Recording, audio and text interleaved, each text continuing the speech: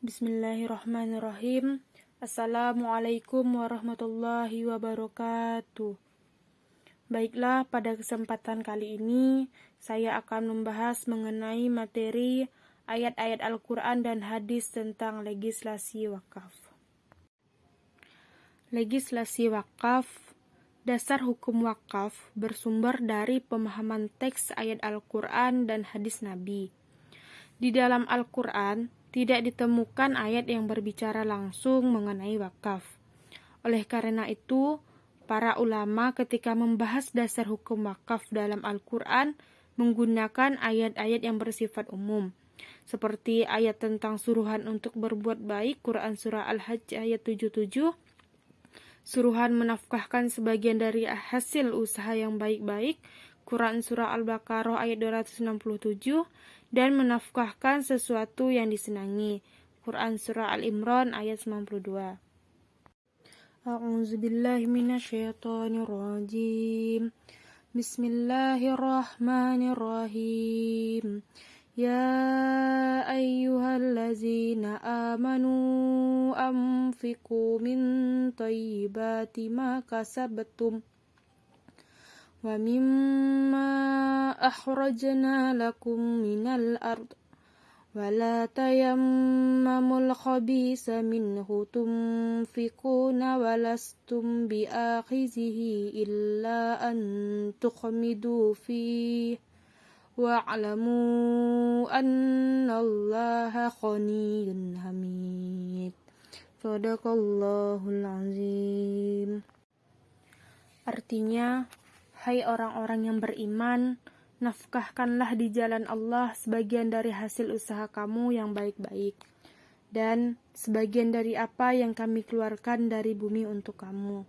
Quran Surah Al-Baqarah ayat 267.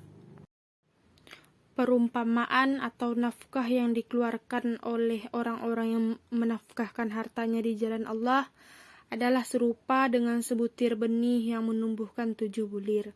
Pada tiap-tiap bulir 100 biji, Allah melipat gandakan atau ganjaran bagi sesiapa yang Dia kehendaki, dan Allah Maha luas karunia-Nya lagi Maha mengetahui.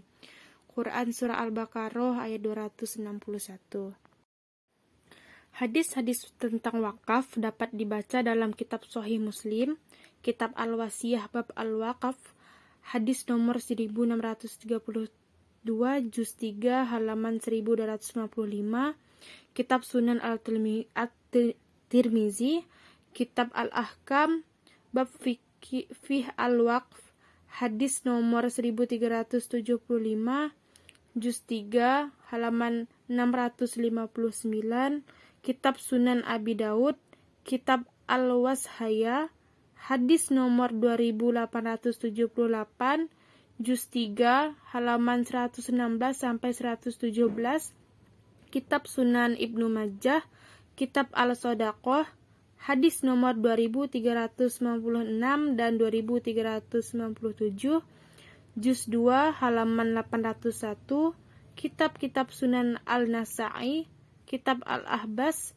juz 6, halaman 200. Nasa'i, kitab Al-Ahbas, juz 6, halaman 230-232.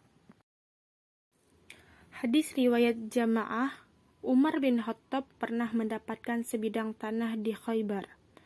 Lalu ia bertanya, "Ya Rasulullah, aku mendapatkan sebidang tanah di Khaybar, suatu harta yang belum pernah aku peroleh sama sekali yang lebih baik bagiku selain tanah itu. Lalu, apa yang hendak Rasul perintahkan kepadaku?" Rasul menjawab, "Jika engkau mau, tahanlah zatnya dan sedekahkanlah hasilnya."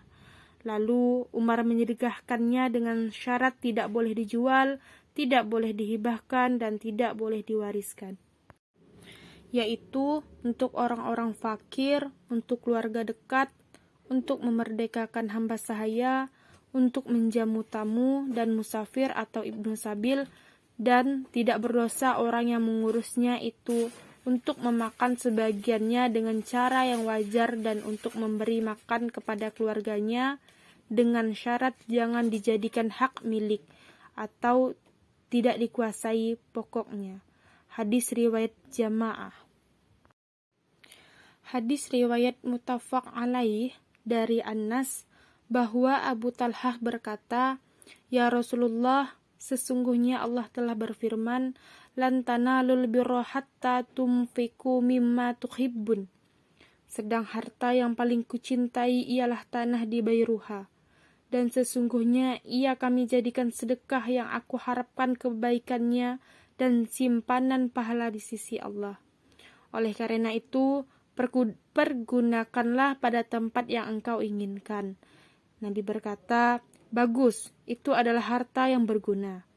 Aku mendengar apa yang engkau katakan. Berikan saja harta itu kepada kerabatmu." Abu Talhah menjawab, "Akan saya kerjakan ya Rasulullah." Kemudian ia membagi-bagikannya kepada kerabat dan anak pamannya. Hadis riwayat muttafaq alaih. Sekian pembahasan dari saya. Wabillahi taufik wal hidayah. Wassalamualaikum warahmatullahi wabarakatuh.